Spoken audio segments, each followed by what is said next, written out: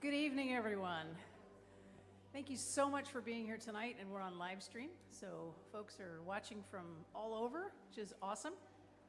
My name is Sheris. I am the pastor here at Burlington Lutheran, and I am thrilled that we get to be here tonight to hear Jay Bowen talk about his new book, and for this to be the book launch and to have it here is just a huge honor and a delight. I'd like to start with our land acknowledgement. We are on the ancestral homelands of the Upper Skagit peoples. We are grateful for their stewardship of our shared land and waterways since time immemorial. May we live consciously and respectfully, honoring treaties and remembering that God created everything and we are to keep it sacred. I'd like to introduce Kay Knott, Squalhahalitza, good friend of mine and of Burlington Lutheran. Guapuhasiyaya, Squahahalitza, Tatsda. Thank you for being here tonight for Jay's book launching. Jay and I are only 13 months apart, and this is my best friend in the world. Going through this journey with him has been more than you can imagine, and I am so honored that he has remained to stay here with his sister and his family and his community to share what he knows and his heart. And so thank you so much for being here.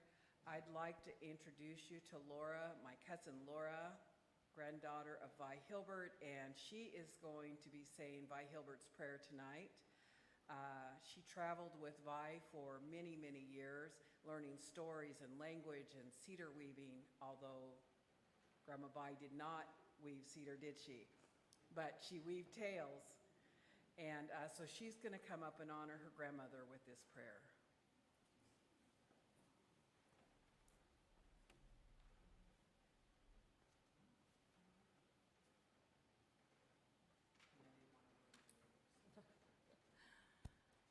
Sitskala Kwal Tutsta. My name is Laura Pennington, and I'm always glad to honor my cousins anytime they do this beautiful work. And so, and I'm glad to share my grandma's prayer with you. Okay. Gwalapo si I ab di ishits. Tigui tubushlag chat. Tigui tubushlag chat. Diohas tiash ko. Chatal tias lachel. A shoot a booted.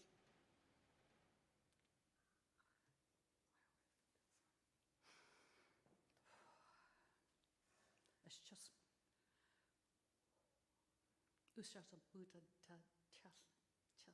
sorry.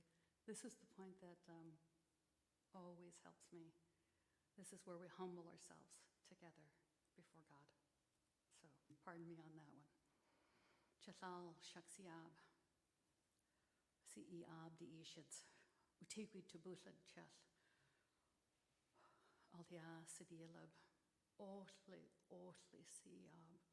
Quachotagwal chat. Uquachotagwal chat. I'm okay too. I'll do it. My beloveds, we give thanks to you. We thank you. It is good that we gather in this way tonight and that we humble ourselves to our Creator, our dear beloved people. We give thanks to all of you that are here with us, and that today that we help each other, and we help each other in this sacred way. We strengthen each other.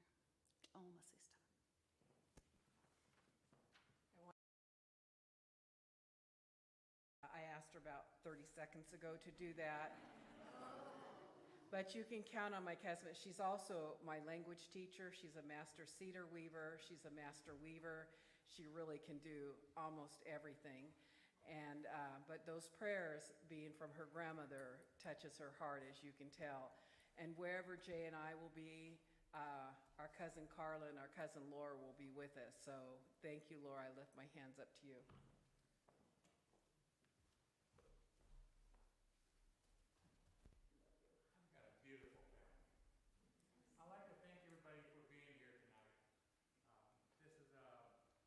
A very appropriate place to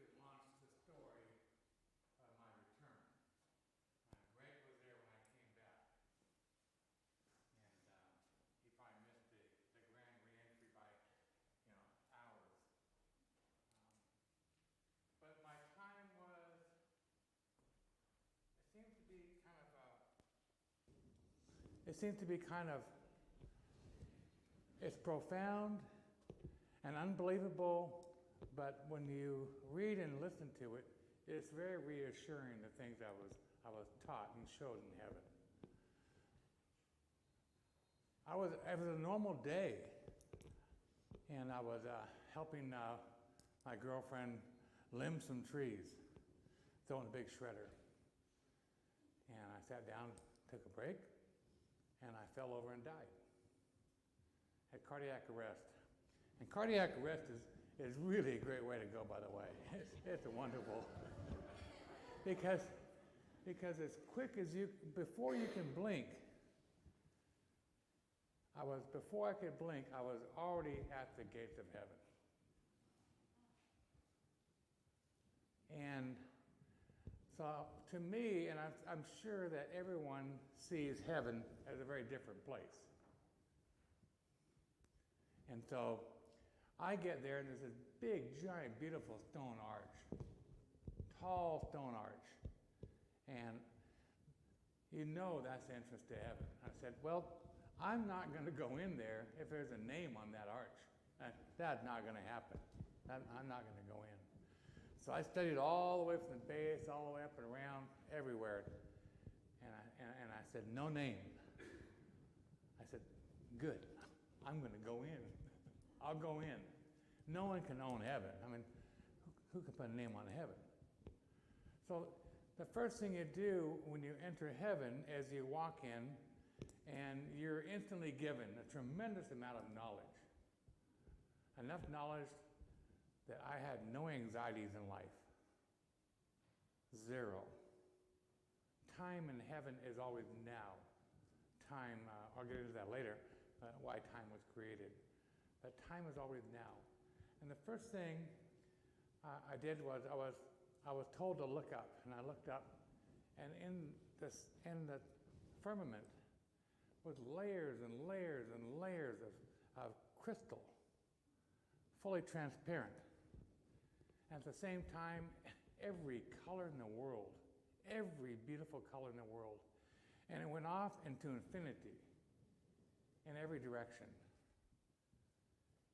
And I was told, that's God. God is all knowledge. Instantly, I had a really good perspective on how much it took to create me. Because if infinity was all knowledge, then how much did it take to create me? I was very satisfied and reassured by that. I was greeted by my son. He died 15 years ago. In my time, it's about, we just had dinner together. There he was, and my great-great-great-grandfather, who died in the 1850s, who I live in his shadow. It's amazing. In the native world, we live and benefit from our grandmothers and grandfathers.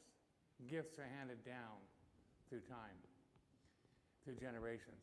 Gifts and responsibilities. So I got this great family and this great name, and then it's like, oh crap, you got to be responsible. you got to start living up to it also. But my time in heaven was, on earth it was measured in 5 days. I was there for a while. I was running and laughing with my son and my grandfather. Just pure joy. And so I'm trying to explain, what does it feel like to be in heaven? And I can explain it to you. You've all experienced something close to it. Imagine the earliest birthday party you ever had. The first time you fell in love. Your first kiss. Your most beautiful moment of your life. The exhilaration you feel. And if you put them together, if you live as long as I did, you could probably get about 7 or 8 minutes of that feeling in your life. If you condense it all down, 7 or 8 minutes of it. In heaven, it's always like that. You always feel that with no anxiety. So I'm walking around, and one of the good things is you get to keep your sense of humor in heaven. So I'm walking around, I thought, I must have been really good because I'm really having a good time. Because I'm really having a good time. I really like this here. So I must have been really good, because I'm drawing upon the things I learned on earth. And then I look around, and it's funny because on heaven, you don't really talk. You think, which is interesting because in the Bible, it verifies what I'm going to tell you. The first language of all humans and animals, and the language used by the angels and the Creator is thought. As humans, what we do is we translate it, and it was a good example in the Bible about the Tower of Babel, when the languages were all changed. In our stories and the Skagit stories, we also have the same stories. The day all the languages got changed, and the men had a hard time speaking to the other people in other villages, and they could no longer talk to the animals anymore.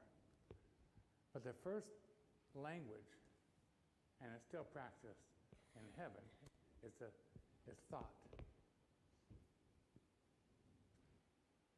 So when you have a conversation with someone, my son, it's this exchange of that love and happiness. And I'm feeling all of his, he's feeling all of mine, and we're having a good time. I remember seeing my mother there, my grandparents. I don't remember actually interacting with them. And it was one of my anxieties when I came back.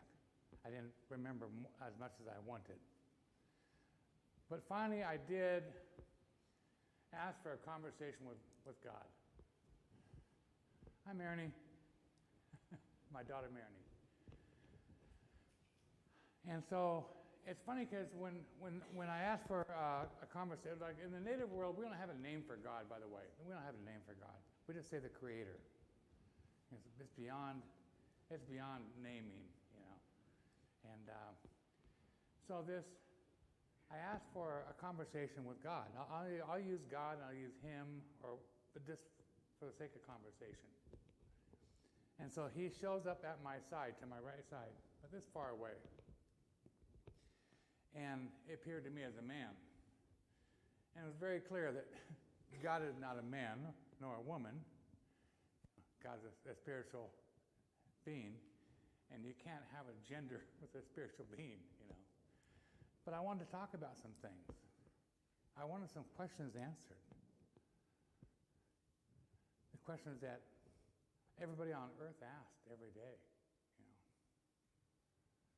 Would anybody like to guess the reason we come to earth? We should all have this down by now. Heck, we're old. Come on, we're old. We've done this a long time.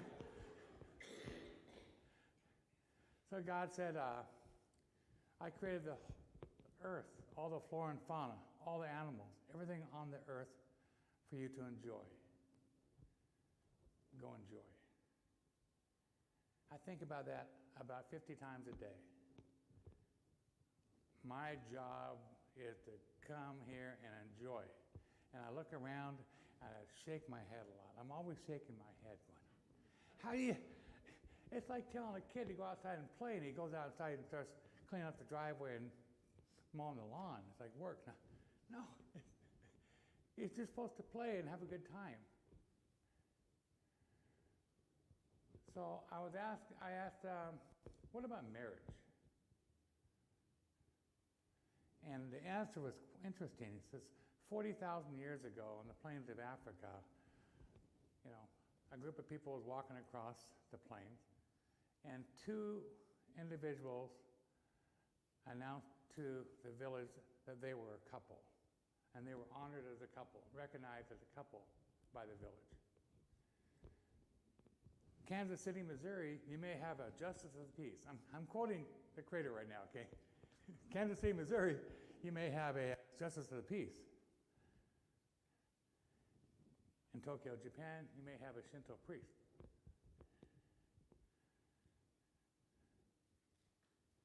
All God's laws are not an effect in heaven.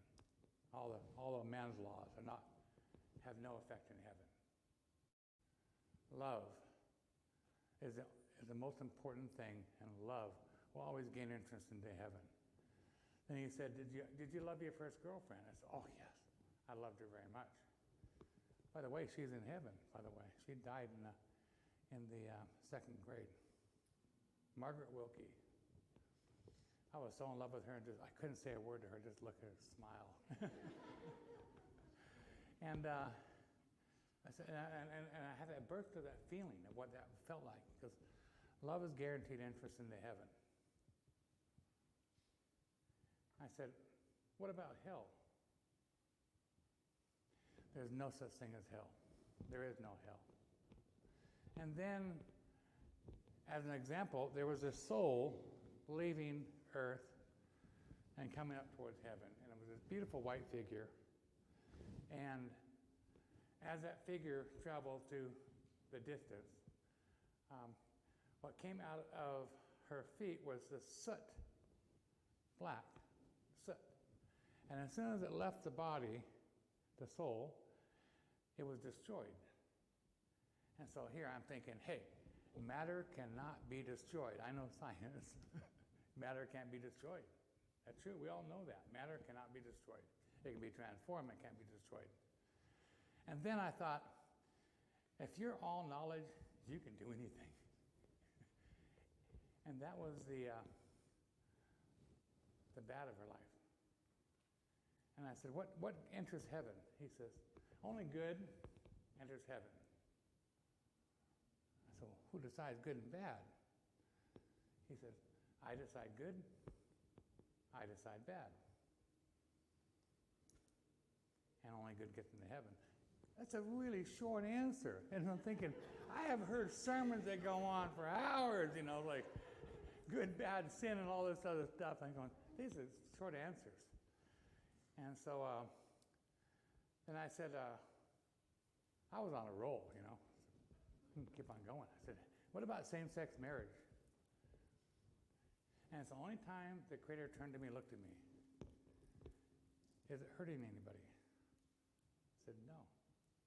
There you have it. And at the same time, you can look down on earth, and I'm thinking, I have seen and heard phenomenal, lengthy opinions this way and that way. And God's reply was, is it hurting anybody? And about that time, this lady showed up and she said, I want to go back to earth, which you would think would be interrupting the conversation. I'm having this personal conversation with the Creator. It's kind of cool, It's impossible. So at the same time he was talking to me, he was talking to this lady. And she says, I want to go back again. Okay, you understand what that means? Go back again. You can go back as many times as you want to go. You can go round and round and round and round, many times you want to go. So the first thing to do that God says is, when you go to earth, you'll be given at least one gift, if not more. With those gifts, you're to help other people. Don't hurt anybody. I've created the whole earth for you, the flora and fauna, everything on it. Go enjoy. And then the soul chooses the mother. I don't know about the father, and the only thing I talk about in the book really is what I actually saw, not what I speculate. I don't extrapolate a lot of stuff out of it because you don't want my opinion. You want to know exactly what I saw. And so the Creator says, choose a mother. And so a mother is chosen somewhere on the earth. That's it. The whole thing is you want to go back and go down and experience, life here on earth. And as soon as the baby leaves the womb, the soul is allowed to go down and enter the body. Which kind of solves the abortion issue, So then, because I'm thinking all this stuff at the same time, all these big social questions we have today. So then he said, watch. And there was 2 lights, and each one was a soul. And it went on. I'm going to show you how long it was. Okay, so there's 2 lights. One went like this,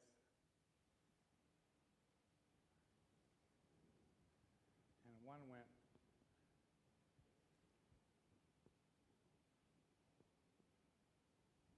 and came back to heaven.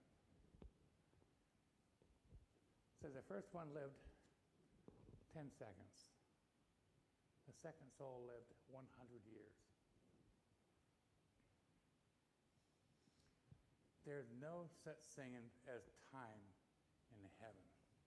And he's very clear about that. The Creator said, I created time for you to experience earth, the sequence, relation to each other. That's the only reason time was created. Just so you guys can understand day and night. It has no use in heaven.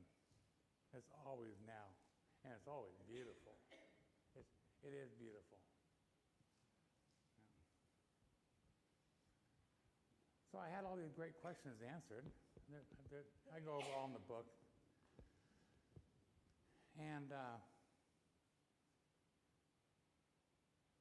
I was frustrated because I didn't see more. I've been asked questions, I've answered questions from people all around the world, every continent. Inside the book, it's interesting because there's every answer to every question in life here. When I did get back, I got very frustrated because I remembered a lot, but I wanted to remember more. So I called up my old professor from Santa Fe. He's still alive today, Skip Holbrook. And he'd be the same age as my mother. He's well into his late 80s now. And I said, hey, Skip, I said, died, went to heaven, all this stuff. And I said, I'm really upset about all this. Can you give me a hand? And Skip and I have stayed good friends all through the years. He says, God could have taken all your memories. Could have taken everything away. But he left you with those memories, knowing you can do whatever you want with those. They're yours to share and do what you want. And that gave me such relief. You're not supposed to take a bite of the apple. I know what the bite of the apple means now, the wisdom, the knowledge of heaven. You come back. I came back and I share this with many of my pastor friends. I came back with absolutely no faith. 0 faith. I know it's there. I don't have to guess anymore. I don't have to have faith that's there. I've been there. Doesn't take any faith. It's like, do you believe in your living room? Well, yeah, I don't have to believe in it. It's there. Yeah. I don't have to believe in my car either, It's there. It's right out there. And so my faith has morphed into something much more permanent and powerful. The one thing I did learn that is really, really important is when the Creator said, you'll receive 1 gift, if not more, with those gifts you're to help other people. Now we'll extrapolate a little bit. Okay, the Creator is perfect. And perfect in a sense we can't understand. We're not perfect by any means. So when we're given this gift, a perfect gift, and we all have gifts, every one of us. Every one of us has a gift. Every one of us has something we like to do, we're good at, our passion in life, whatever it is. And then, so you're good at, you're given a gift. But the one thing is, when the Creator gives that gift to you, knowing we're all individuals, we're not perfect. Along with that gift is forgiveness. One of the first things you're given before you come to earth is forgiveness. When you're given a gift, knowing you can't execute it perfectly, the Creator understands and forgives you. Doesn't release you from responsibility by any means, And the native world, that's one thing I like about our world. There's no reason to quit. My daughter, Marini, doesn't quit. She doesn't quit. Surgery last week. She's working like this, writing away. Tough luck, you know. We're taught not to quit. And failure never gives us the excuse to quit. We don't get it by. Every day, every night, I lay down and go to sleep. Before I go to sleep, and I think of my failure of the day. All the failures. And I wake up the next morning, and I'm there to try to change the world. My failures don't give me an excuse to quit. I just got to figure out a different way. So I came back, and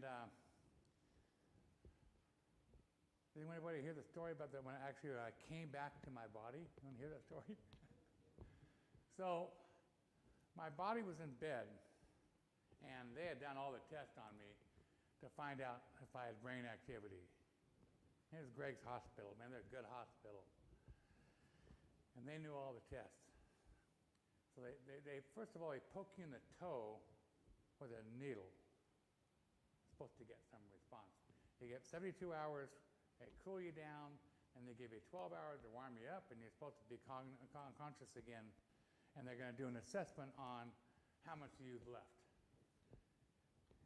Because I had tremendous oxygen deprivation. My heart had started and stopped many times. I had been frozen for 3 days. And so there was no response to my toes, like nothing. And so then they poke you in the eyeball with a needle. They really do. And Greg, you know this, doggone, they poke you in the eyeball, you know. And then there's no response, and they do the light thing, and no, nothing. And then they thought, well, we're going to cart this guy down. I don't know how they got me into that cart. And they brought me down and did a scan of my brain to see what activity is happening. And it was 3% activity, 3% brain activity. Well, 3% is enough to keep your heart and lungs going. They had a tube down my throat also with oxygen, and so they cart me back to the bed, back to the room in intensive care, ICU. You ever seen an ICU room? About the 2 pews is all it is. It's just not very much. It's small for a reason, and they're always close to the nurses' station. And so there I was, and you know the doctors have a sheet. They come in and read the family. It's rehearsed. It's a script, you know. Because when I came back, I studied all this stuff. I would study every day trying to figure out something. And I found the script they read. Your loved one is not coming back. They have severe brain damage. If they do come back, they're going to be in long-term health care for the rest of their life, which will most likely bankrupt your family. And I'm going to recommend support. Well, my nephew was in there. Josh walks in there, and Josh carries my same name, my native name. My native name is Cluckadub. And that name I gave him the night before he left to a war in Iraq.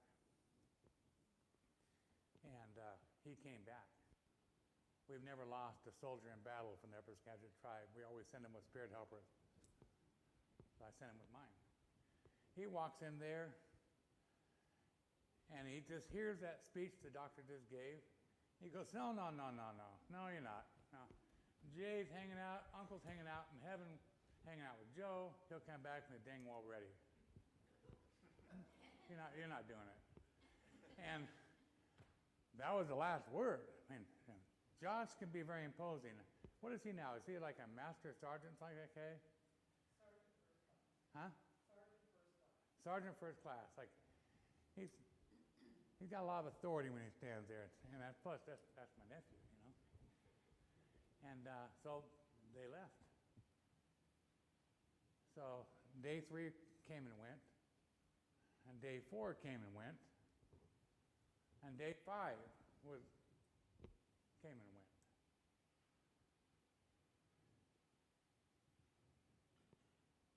No one recovers from at day 5. There's no one that shows up again. And my girlfriend at the time was sitting in the corner in a chair. That's the picture there on the front. And this was after they took most of the machines away. It's called a Christmas tree, and actually went up one side over the bed like that. And she looks up, and there I am standing at the end of the bed, my image. And in front of me was my great-grandfather, and to my right was my son. And my body's in bed, and she's going, what the hell is going on? Just completely terrified. She didn't know what to do. And I was arguing with my grandfather. I said, I'm not staying here. I don't want to stay here. I want to go back. I don't want to stay here.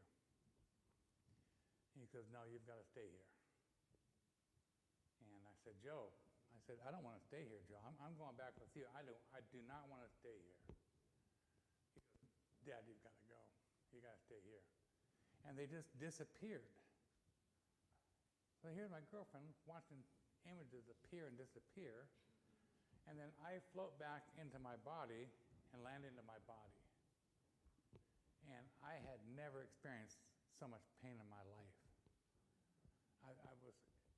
I thought I was screaming, but they had that tube down my throat and all that stuff, so I think I was gurgling at best, but I knew in my mind I was screaming and yelling. And when we fall down, especially as we get older, you're too young, you don't know this yet. When you get older, you fall down, you go, don't move, an old person. You got to do a body check. You're like,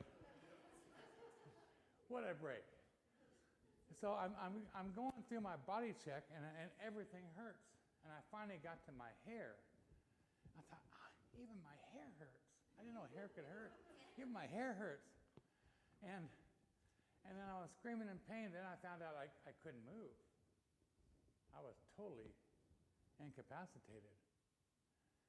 And my father had told me something. I don't know why dads tell kids that stuff, They said, if you ever find yourself in life, the only thing you can move is your little finger, you exercise that little finger as hard as you can. You watch us run up and down the road when we were kids, Kurt. Yeah. All right? Yeah. Every night my father would have us run a mile. And I found the only thing I can move was my little finger. That's all I could move was my little finger.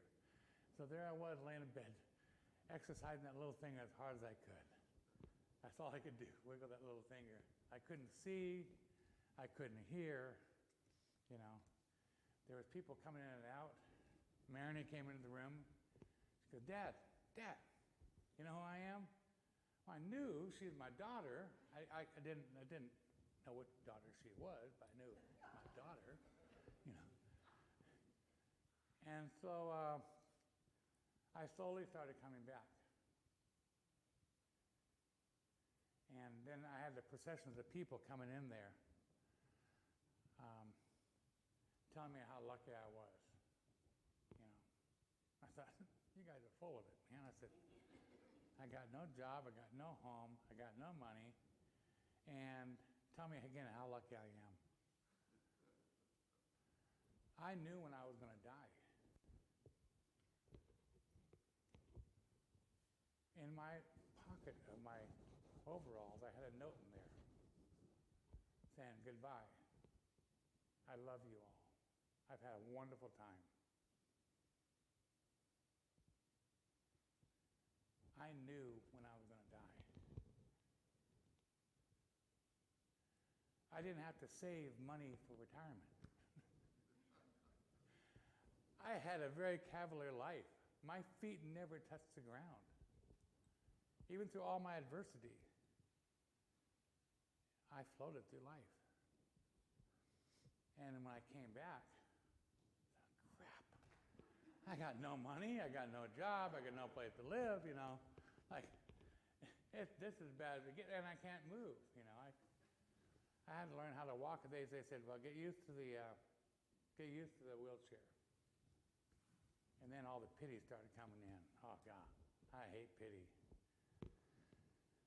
So they put you at heart rehab and physical rehab, you know. Greg was there when I graduated from heart rehab. And I didn't want to be there. All them sick people, damn heart people. I'm not part of your group, man. So I had a really cocky attitude. I was mad at the world. I was mad at everybody. I was mad at the world. And the gal who's running it, I can't remember her name, but she'd been there a long time, and she had seen it all. She goes, oh, you know about exercise, huh? She goes, yeah. Well, where'd you learn? I said, I've always exercised, man. That's what we do. We exercise. So, well, you got to learn a new way now. If you do it your way, you're going to kill yourself. You're going to die. You do it my way, I'll show you how to live. And she was not joking. They put all these things on you, and you go sit in and you walk, you know. You ride a bike or something. And then every now and then they come over and say, okay, Jay, go ahead and cool down and go ahead and sit down. What they didn't tell me was I was on the verge of having a heart attack. They can monitor you. They know exactly what's going on. But my ego was saying, I can do a lot. But I was very determined. Before I left there, I did run a 5K on that treadmill. And I was so determined that I didn't want anybody being pitiful talking to me, you know. So I did the first 5K.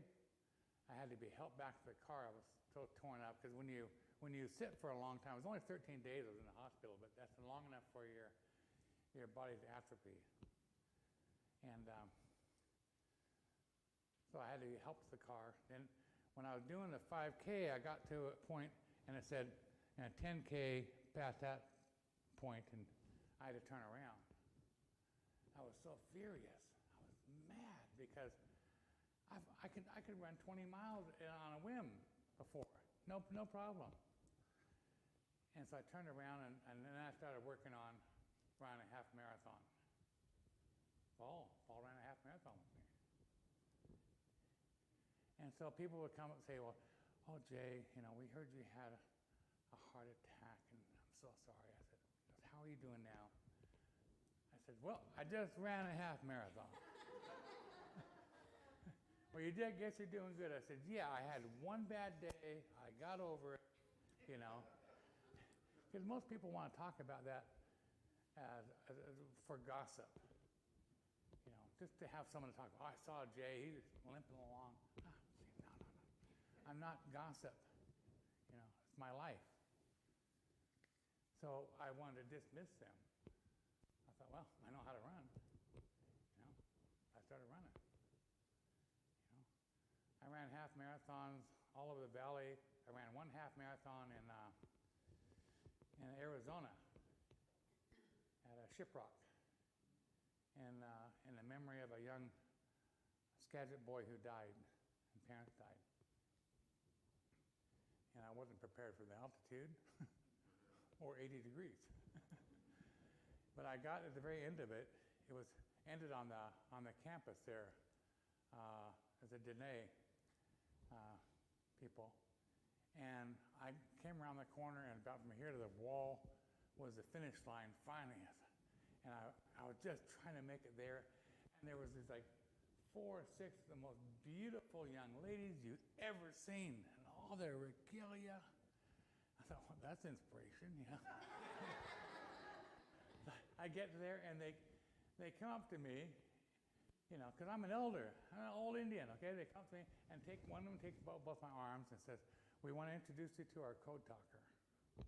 And there was one of the heroes of the United States of America. One of the last original code talker. There he was. And I was so overwhelmed, and I was out of breath, you know. And I thanked him profusely for everything he had done for our people. And then I went and laid down for a while, and I came back, and I had to talk to him again. I said, I want to thank you. You saved the United States of America. A small group of 25 men from the Dene Nation changed the course of our country, made a code that they couldn't be broken. And they were at every island all the way through the Pacific. They're the only ones that didn't get any time off. No time off. They went in the beginning, and they didn't get out until Japan surrendered. They had no shore leave, no time. Everybody else was going on shore leave. No, nothing. They went from one battle to the next, and not one was ever lost. It's an amazing story. We have spirit helpers. And so I got to meet him. But my life is very, very reaffirmed. I like to, when I was a child, I'm thinking, how far away is heaven? Because we hear the Tower of Babel and way up in heaven, our God in heaven. We don't know what that means. In the native world, we understand there's different dimensions, And we've always talked about the multiple dimensions in the native world.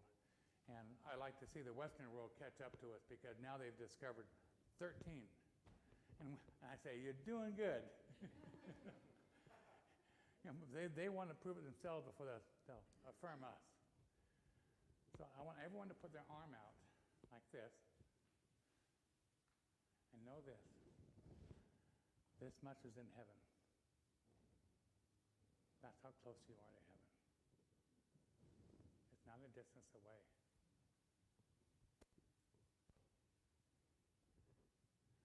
So when you're talking to your congregation, it's not some faraway place. You can look down from heaven. There's an edge to heaven. It's interesting because it's lighter on this side than it is on this side. And you can look down at the earth and you can see everything and everybody all the time. And there was a man who was standing there, and he was watching his wife on earth, and she was mourning his passing, crying and mourning his passing.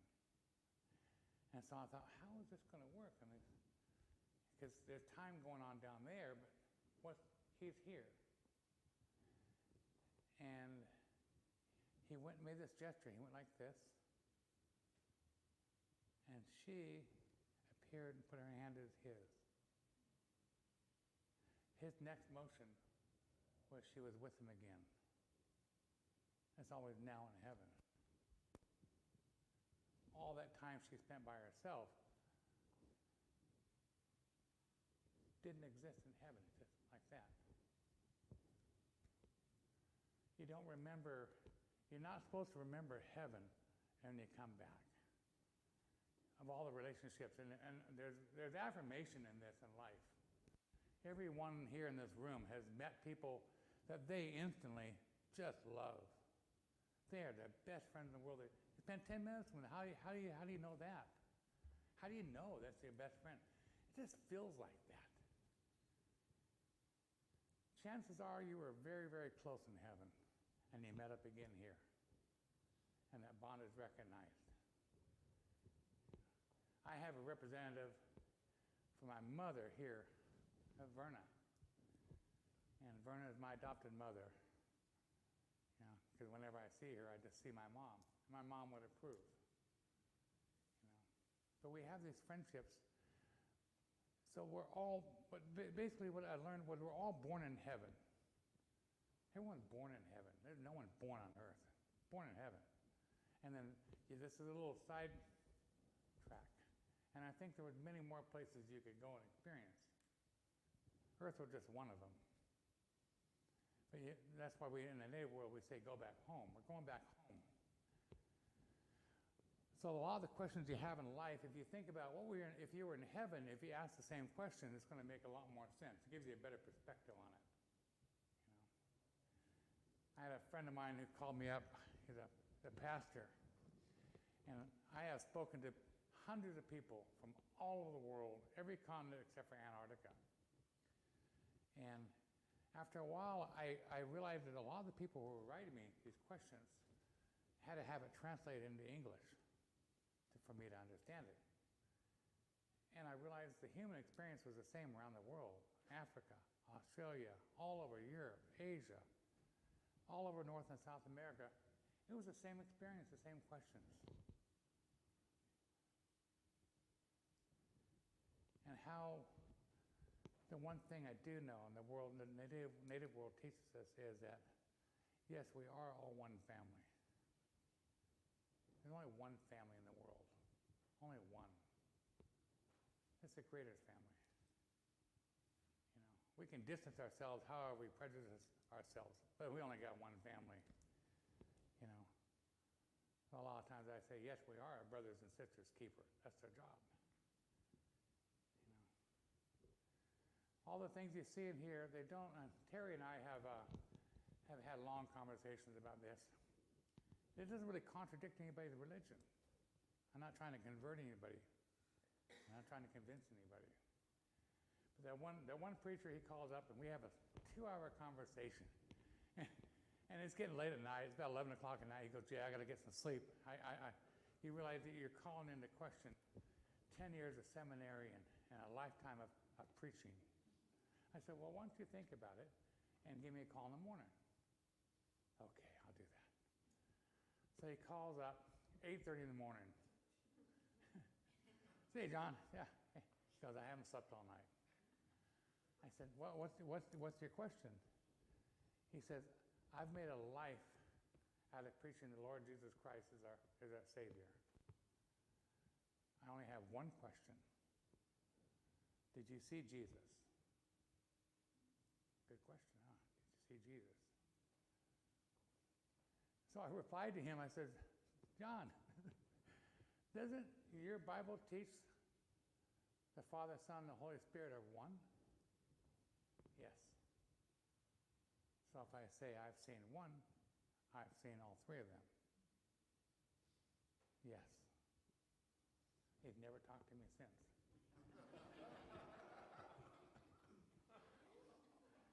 We have this way of trying to anthropomorphize the Creator, which we're always going to fail.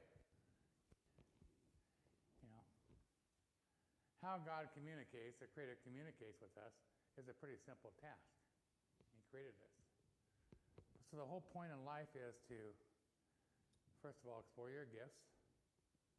We all made it, everyone on earth except for me. I didn't agree to this. I didn't agree to this term when I came back. I was really upset about that. Given one gift, if not more. With those gifts, you're supposed to help other people. Go have fun. Don't hurt anybody. And the last thing the Creator says is, I'll see you when you get back. Think about that for just a second. I'll see you when you get back. I'll send angels and guardian angels and spirit helpers to help you with your gift. The last thing he says is, I'll see you when you get back. Meaning that he's not going to get involved in your day-to-day life. You have your own free will. We are a product of our own free will. I get people that say, oh, thank God for that. And then, no, it's God's fault that happened. No, it's not. It's your fault. You created the circumstances that got you in that situation. But God does send the guardian angels and spirit helpers, and they can only do God's bidding. They can't work outside of God's will. So it is an arm's length. They can't do anything outside of God's will. But God personally doesn't get involved in our life. We're responsible for our own decisions. We're responsible for recognizing our gifts, helping others. hopefully when you get to go back, you know, most of you get into heaven. I tell you, there's no hell. And there's all sorts of conversation to be had about that, but the reply was very simple. And you think about the Creator creating us, and why would he want to hurt us? He's done everything in the world. He created a whole world for us. But I want to give it just a moment for any kind of questions, because everyone always comes up with these good questions. Well, as a trans woman, I somehow arrived at a belief that the soul has no gender, and yet gender is very important here. So last week I just finished we have a story called the Star Child, and we're bringing our Jesus down to earth. And it's always been a woman and this and that. And I said, it's always, you know, that I'm not going to put a gender to this. A spirit cannot have a gender, you know. And so out of frustration, I made this very beautiful, eloquent painting, you know. But you're right, yeah. Spirits have no gender. You know, we can identify however we want to once we're here. And like God said, is it hurting anybody? No. There you go.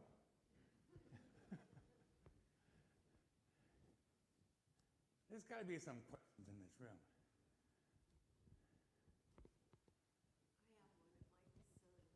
So that folks online can hear.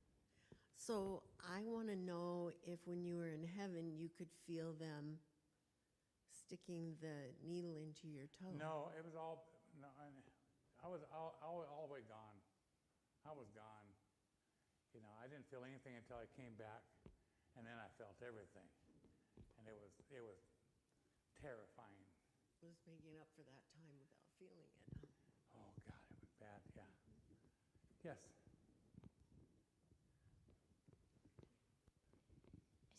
Did God ask or tell you what your gift was while you were in heaven? No. That's a great question. Does God tell you what your gift is? No. You know who tells you? All your friends and family, and in your heart. You're going, like, I realized really young, I like being an artist. I love being an artist. As I got older, I was trained in medicine, native healing. It's a gift. I love those. And your older ones will tell you, oh, you're really good at that. You should look into that. We've all heard that all the way through school. Oh, you're good at that. You should be thinking about doing more of that. And then you think, everyone says I'm really good at that, but what I really want to do is sail boats around the world. Well, then that's your gift. Whether we recognize our gifts or not, that's the big question. And the idea that you can ignore a gift is going to cause a tremendous amount of anxiety in your life. The one thing I was most worried about when I woke up was, did I still have the ability to heal people? And I got my girlfriend to get me in a wheelchair to push me down the halls, to pass by each room, because I wanted to see if I could feel the patient in there and feel their malady. You know, if I knew if I could feel it, then I could still have the ability to interact with them. Yeah, but we all know what our gifts are. We may not want to admit it to anybody,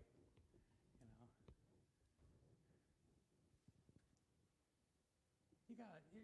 You have a lifetime of making questions. It's awfully nice to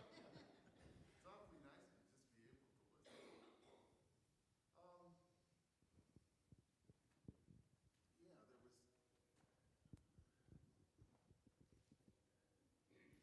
What of all that you experienced, Jay, in those 5 days, when you look back on it now, what continues to be the most transcendent or profound experience that you had during that time?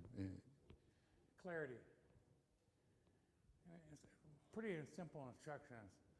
Go enjoy, help other people, don't hurt anybody. How much more simple can it get than that? So all the day, that's what guides me. You know, and it came along with it was forgiveness. I'm forgiven for everything I failed during the day. Paul?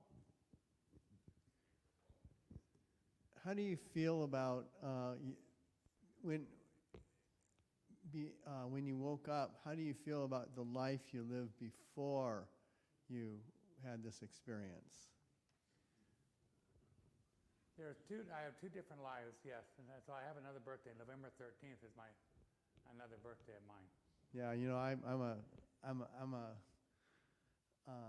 well, I died once too. You remember that? Yeah, yeah, and so it's definitely two lives. Definitely two lives. You know, I think now much more defined life, much more frustrating.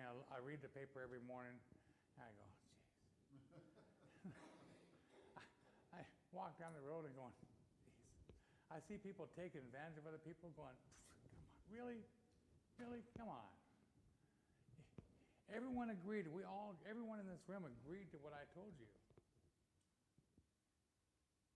Everyone. That's the only way you can get here. You have to agree to that. You know, one young friend of mine, she's 9 years old. I said, she goes, why do adults hurt children? I said, it's very simple. We're given free will. And sometimes they choose to do bad things. Simple as that.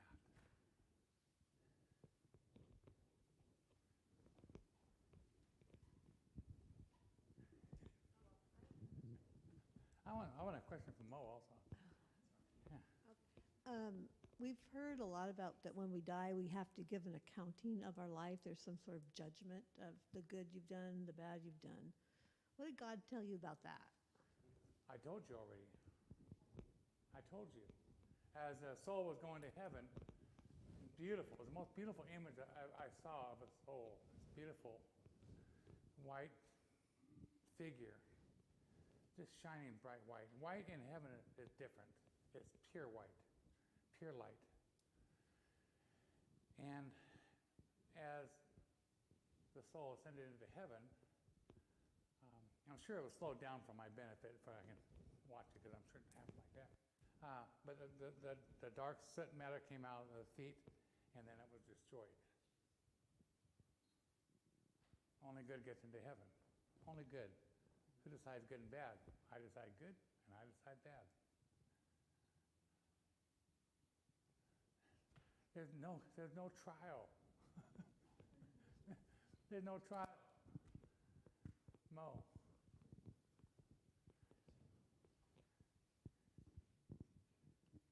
So what happens when he says somebody's bad? Pardon me? So what happens when he says somebody's bad? Do they like hang out of the gate and party till they get better? Or? I can't hear you again. When somebody's bad, like if he decides somebody's bad, is everybody's good by the time they get there? So, and one of the questions I get, so if Hitler goes to heaven, I said, well, you know, everyone pulls out Hitler. I don't know why everyone pulls out Hitler. How about Genghis Khan, you know? That guy was bad. You know? I said, well, apparently, from what I can surmise, if he did one good thing, you know, one good thing in his life, then the little bit of light would show up, and that's what he'd bring into heaven. Only good. But there was one question I didn't ask. There was one question I wouldn't ask. I didn't want to know the answer to. I was very cognizant of where I was and what I was doing and the information I was getting. I never asked what happens to somebody who sells their soul and completely goes over to the dark side. And I didn't want to know that knowledge. I didn't want that knowledge in my head. I didn't want to be responsible for knowing that. My life as an artist, I paint about all these beautiful things. I write about all these beautiful things. I know there's bad out there. I only do focus on the good. I don't want to give it any audience, any credibility. It feeds on fear. It feeds on attention like that. I don't give it any.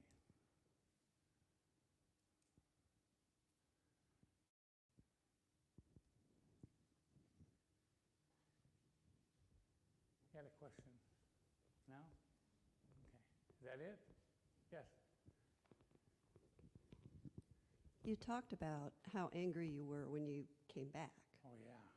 What did you do with the anger? With the anger? What did you do with the anger? With the anger? Mm-hmm. That's a hard question, right to the heart. A couple weeks after I got out of the hospital, I had my girlfriend bring me back up there because I was mad at everybody. I was mad at the nurses. I was mad at the doctors. I was mad at everybody. And I had her bring me back up there. And since I couldn't see when I was there, I remember I could see their eyes. And I went across to one nurse, and I was getting pushed down the hallway, and she looked at me and just fear in her eyes. And I looked at her eyes, I said, I remember you. She's just terrified. Apparently I'd been really mean to her. I said, I came to apologize. I'm sorry. You know. I've had to learn to deal with this now. It's been 7 years. So I came back and I thought, I can do whatever I want. I can go rob banks for all I care. I got my ticket punched. I know where I'm going. I thought, well, how about I just try to do good? So I focus on that. I really do wake up every day and I say, my goal for the day is to change the world. It really is. Make it a better place. And every day I fail. And every day I forgive myself. Every morning I start up again. Just try to do good, you know. Learn how to forgive myself.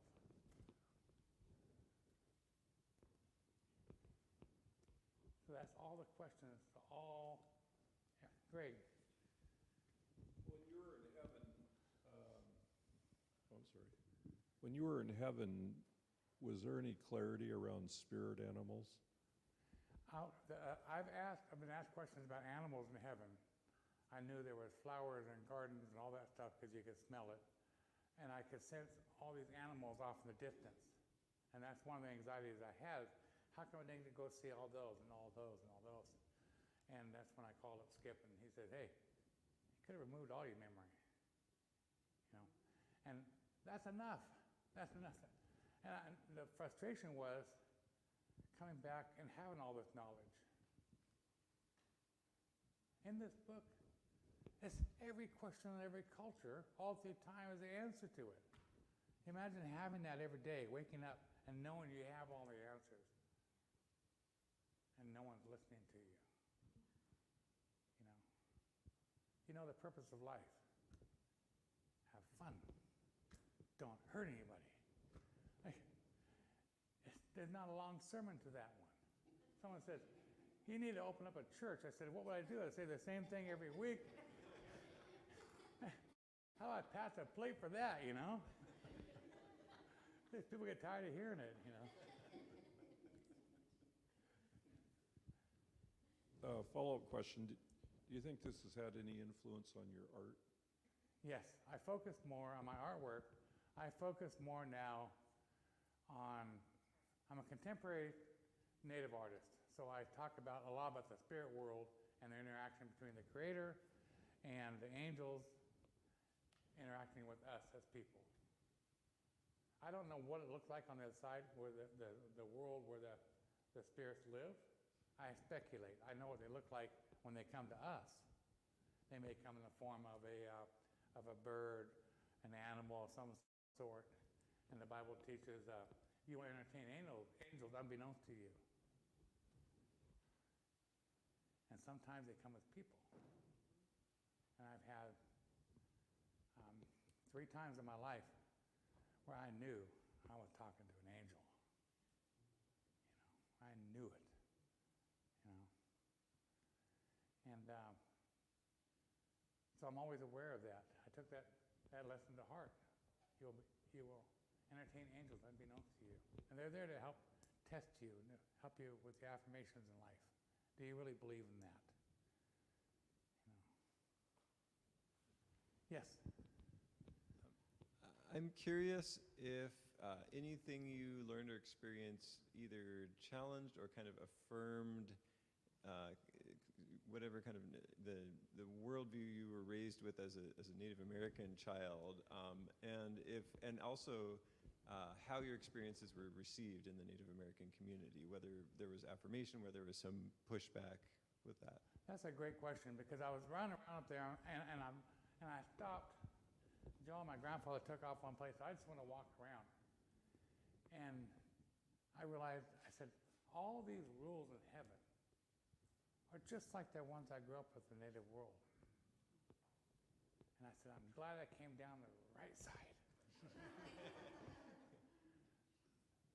So am I estranged from the Christian Western world? I've given a lot of sermons in my life in different churches. My daughter's heard me give sermons.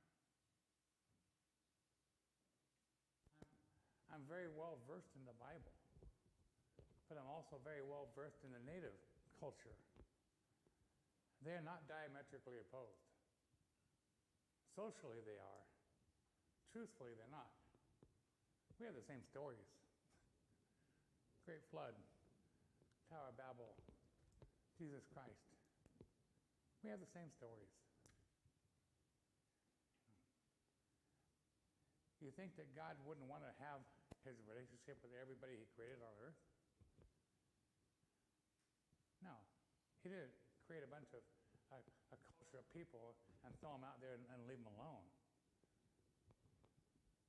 No. We have intrinsically in us understanding that there is a creator. So no, I was reaffirmed a lot of things. I also, the things in the Bible I read from the way it's looked at from the Western world, affirmation about that. So I feel like I got the best of both worlds. So. Yes. When your son died Yes. young in his life, and then you got to be reunited with him, Yes. did that change any perspective going forward? Yes, no. In the native world, we teach going home. Okay. One of the gifts I have is when someone dies, when I'm right there with the body, I get to see who comes to bring that person to heaven.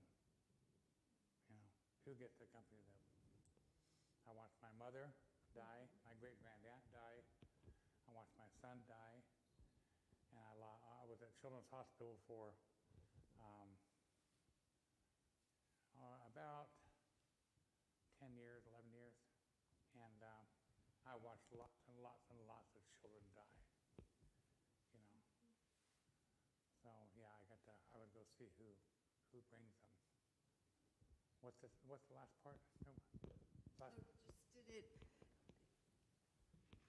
And I guess I'm just asking because I have a brother that died when he was very young. Uh-huh.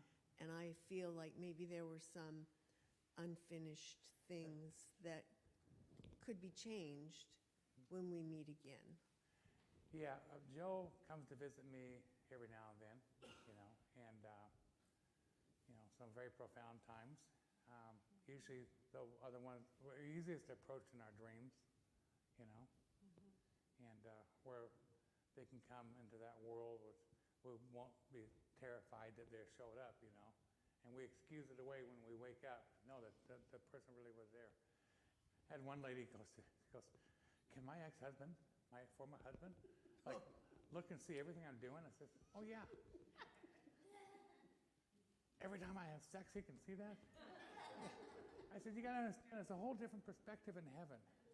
It's, you know, it's okay for you to enjoy yourself as a human being here. You know, you're not passing judgment in heaven. In heaven, there's no judgment. It's really beautiful. Thank you for sharing that. When you came back, did you have trouble when you would tell people you had been to heaven? Did they look at you like maybe you weren't all the way back here, all of you? Okay, so my sister Kay can answer that question best. In the native world, we understand the relationship between this world and the Creator's world. You know, we're not shunned for bringing those relationships up. We're not shunned about talking about them. You know, so no, I think that. Hey, I died, I went to heaven, I did all this stuff, I came back, and if you don't believe me, fine, that's fine. That's okay. I'm not trying to convince you. I'm just telling you what I saw, you know? And there's some good stuff in there. Any more questions? I can't believe Kylo hasn't asked a question yet. Okay? Yes.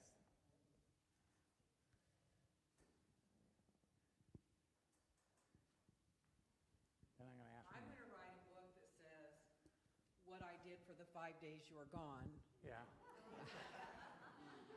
Because being on this side, there's two things. One, knowing no matter what happened to Jay, our teachings keep us strong in knowing what to do. And so when you ask, did people say kind of like, are you crazy? The answer is no. Our teaching help us understand, and we don't question that. But I do believe that Jay has talked to people, maybe not of our tradition, that might think that. And I think Jay's answer to, it's up to you to decide. But I think that the strongest teaching that Jay shares is that we're just a heartbeat away from heaven. We are literally the place between here and there is always so close, and we don't recognize that. We mourn in the native world very differently. You know, my daughter lost her grandfather last year. Well, he went home. She can still have a relationship with him. I still have a relationship with my son. You know. And if you're not sure who was calling him back, this sister, I'm blessed to have Jay, and I'm sure, I am absolutely sure that was part of it. And Jay was blessed to have all of his family there for all of those days. He was never, ever left alone. And to the credit of Skagit Valley Hospital, they opened up a room for us. And they never, ever, we were always there together, and they respected what we did. And so Jay never, ever was left alone.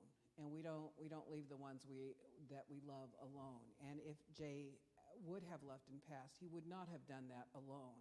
We would be here with him when he left, and his ancestors would be with him on the other side. And so I so admire the respect that we got from the hospital to give Jay the love and support that he needed, no matter what that outcome would be. Is that good? Yes, I had Marini, when she found out I'm still alive, my beautiful daughter, one of her gifts is she understands bureaucracy. We'll take care of this. We'll get a sign up here. We'll do this here, you know. And that's one of her gifts. She understood how to get me to sign up for Medicaid, you know, how to get me to sign up for Apple Health. I couldn't do it. I didn't know my name, you know. But she exercised her gifts at that point in time. People, if there's anything I want you to leave here with today is a tremendous amount of introspection as to what your gifts are, how are you going to use them, how have you used them, how will you use them tomorrow. That's really I would like to have that in part. This is not about me. I'm just coming telling you about something we're all living amongst and around our whole existence. This is all about everybody in this room. It's not about me. I'm just shining a light. Mom, do you have anything? Are we done? Huh? Thank you. I'm just grateful that you came back. Thank you. My love for this family is so strong.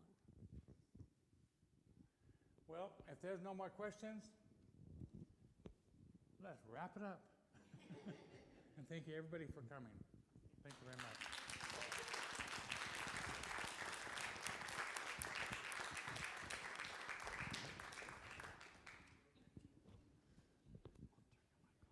Pardon me?